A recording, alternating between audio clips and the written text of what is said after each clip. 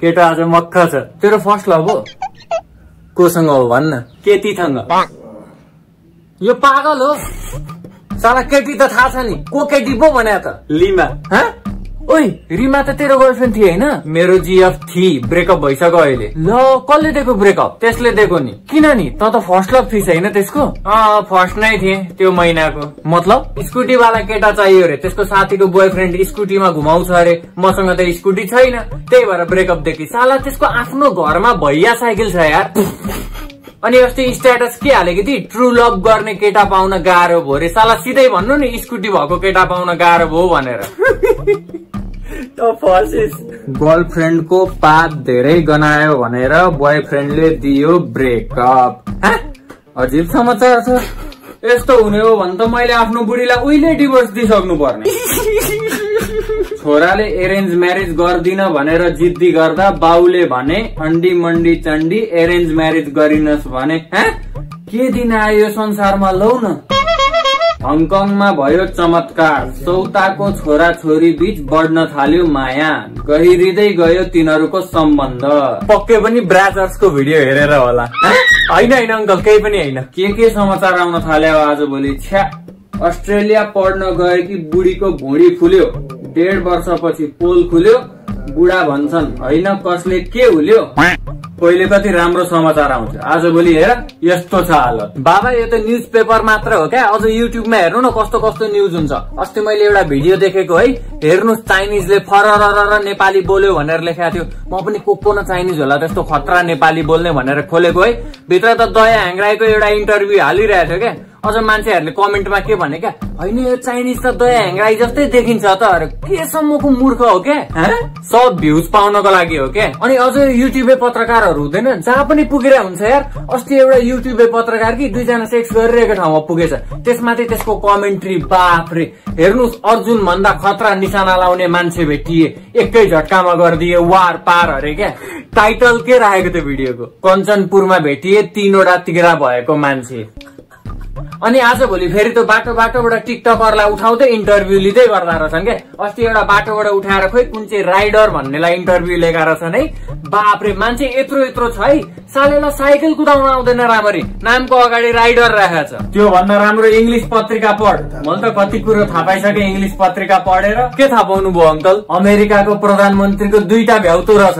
2टा भ्याउतो रे? कसरी? त्यसको नाममै भनेको छ त, डोनाल्ड ट्रम्प। दो भने 2टा। ए बाबा डोनाल्ड होइन क्या, डोनाल्ड ट्रम्प हो क्या। थाहा छ नसिका मलाई। अनि तपाईँ के हावातालमा इङ्ग्लिस पत्रिका पढ्न थाल्यो भने बुझ्नु चाहिँ केही पनि छैन। कसले भन्नु बुझ्दिन भनेर? सबै आउँछ मलाई। लु भन्नु त, क्रिमिनल वाज ह्याङ्ड एज पनिसमेन्ट भनेको के हो? त्यो भनेको अपराधीलाई पिङ खेल्ने सजाय दियो।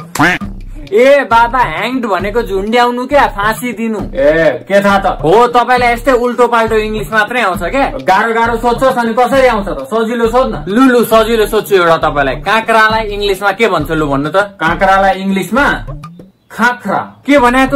ल अनि के त, कुनै विदेशीलाई ल्याएर काँक्रा भन्न लगा त? यस्तै त भन्छ नि। ए बाबा काँक्रालाई इङ्ग्लिसमा कसरी लेख्ने क्या, तँ भन्नु न भनेको। ए त्यसो भन्न त। त्यही भनेको। अब भन्नु के भन्छन्? KAKRA काँक्रा। भयो बाबा भयो। यहाँ सुन, एउटा भिडियो ट्रेन्डिङमा रहेछ क्या। अँध्यारो कोठामा भूत थियो, दाईसँग भाउजू सुत थियो। लमा के भिडियो ट्रेन्डिङमा आउँछ यार आज भोलि? रसियामा कोरोनाको औषधि बन्यो, रसियाका लिडर भालु मन्दिर कस्तो घिनलाग्दो थरो यो मान्छेको। पुत लेखा छ। ए बाबा पुटिन हो क्या, पुटिन। अनि भालु मन्दिर होइन, भ्लादिमिर हो क्या। थाहा छ मलाई नसिका।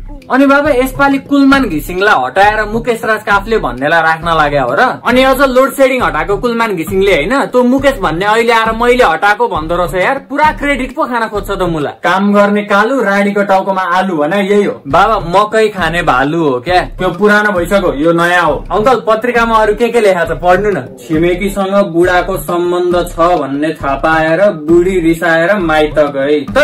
यस्तो त फिल्ममा मात्र हुन्छ। के चाहिँ अङ्कल छिमेकीसँग सम्बन्ध होइन, बुढी रिसाएर माइत जाने चाहिँ। सुन्नुहोस् न हजुर,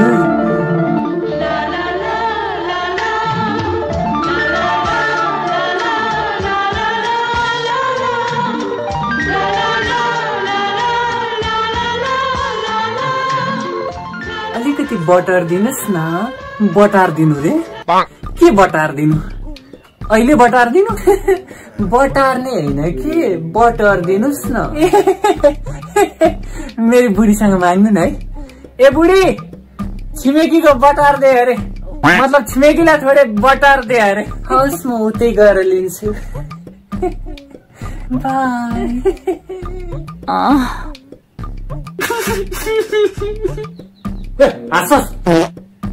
हिँड खाना खान पाक्ने बेला भयो। ए बाबा एकछिनमा खाने क्या। ए बुढा, मासुमा पानी हालिदिनु न है। ए ल ल। वाह अंकल, आज पनि मासु? पैसा दरो छाप्नु भएको छ है क्या हो? छोराले कमाएको युट्युबबाट। ल तेरो युट्युबबाट पैसा आउनु थाल्यो?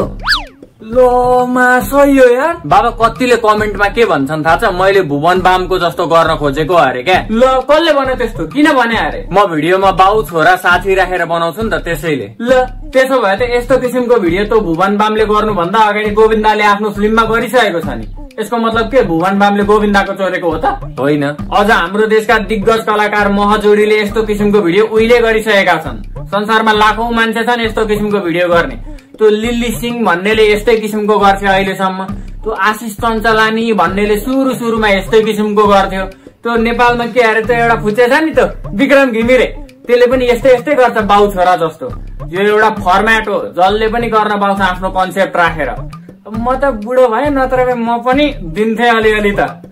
थाना पाउने मान्छे बोल्दै गर्छन् त, मतलब नगर। त्यही त बाबा, तर एक दुई जना छन् क्या जहिले कमेन्टमा भुकिरहेको हुन्छन्। हेर छोरा, बाटोमा कुकुर भुक्दै गर्छ, मेरो सानो भाइ थुक्दै गर्छ, मतलब नगर त। सही भन्नुभयो बाबा। तपाईले हेटर्सलाई केही भन्नु पर्यो भने के भन्नुहुन्छ? अब हेटरलाई के भन्ने? हेटरहरूले योगा गर्ने। योगा रे? अनि हेटरले योगा किन गर्ने? हो, योगा गर्ने। योगा गरेपछि शरीर फुर्तिलो हुन्छ, अनि यता फर्किन्छ अगाडि